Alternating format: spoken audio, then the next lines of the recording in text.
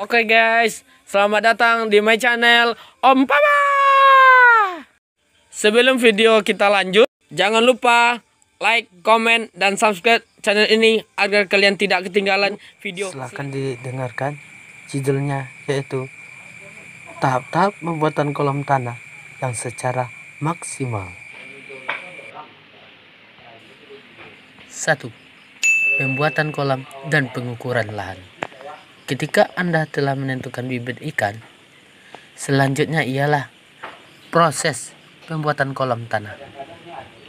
Lahan untuk kolam ikan sebaiknya jangan terlalu lebar, dengan kedalaman sekitar 1 sampai 1,5 meter. Maka hal itu untuk memudahkan peternak dalam mengelola debit air dan proses pengontrolannya. Dalam pembuatan kolam dilakukan dengan cara menggali, baik dengan alat ataupun cangkul. Tanah galian tersebut dapat Anda jadikan tanggul. Sebaiknya tanggul yang dibuat lebar agar kuat dalam menahan debit air kolam. Salah satu sisi tanggul diberi saluran pembuangan, bertujuan untuk membuat air agar tidak meluap. 2. Pengeringan dan pengolahan kolam. Proses selanjutnya adalah ketika selesai dibuat ialah proses pengeringan. Pengeringan kolam berfungsi untuk membunuh organisme patogen yang menyebabkan penyakit di kolam. Proses ini dilakukan secara dan selama 6 hari atau lebih tergantung cuaca. Pengeringan selesai ditandai dengan tanah dasar retak-retak. Jika sudah seperti itu, dasar kolam dicangkul. 3. Pengapuran kolam. Langkah selanjutnya ialah menebar kapur dolomin atau kapur tohor guna membunuh bakteri patogen di dalam kolam.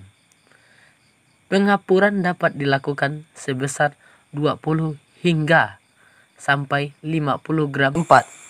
Pemupukan kolam. Setelah proses pengeringan sekitar 7 hari, lakukan pemupukan organik.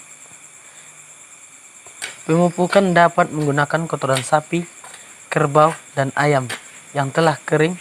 Pemberian pupuk bertujuan untuk menumbuhkan patogen di dasar air sehingga tanah menjadi gembur dan subur. 5. Pengisian air pada kolam. Setelah pemupukan, sebaiknya kolam diisi air dengan kedalaman setingginya kurang lebih 40 cm. Dengan kedalaman air yang tidak begitu dalam, sinar matahari dapat sampai ke dasar tanah.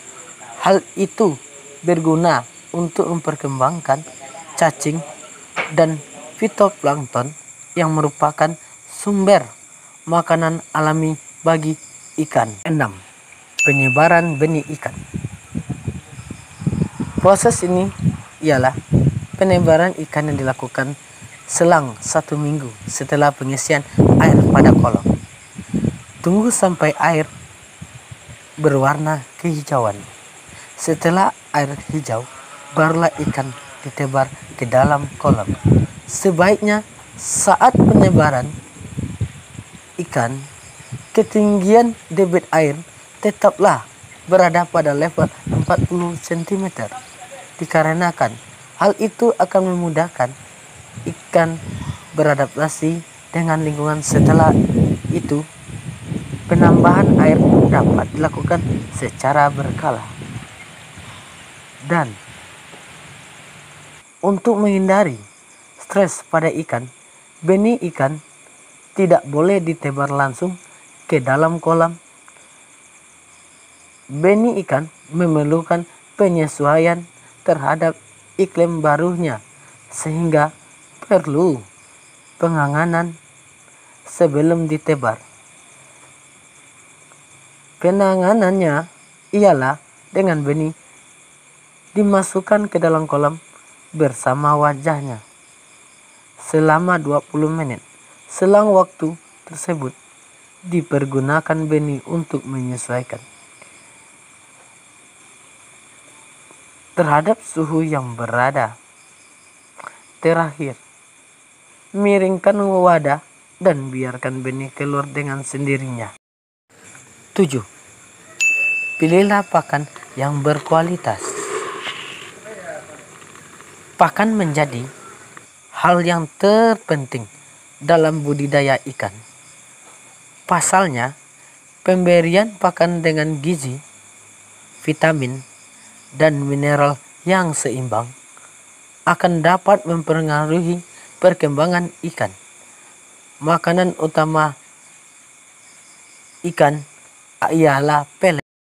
8. Lakukanlah pencegahan dan penanggulangan hama dan penyakit ikan.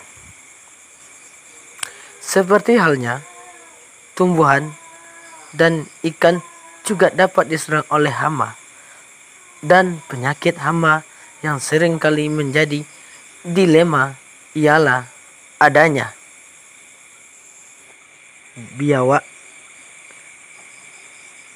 ular, burung, dan hewan lainnya yang dapat bisa masuk ke dalam kolam.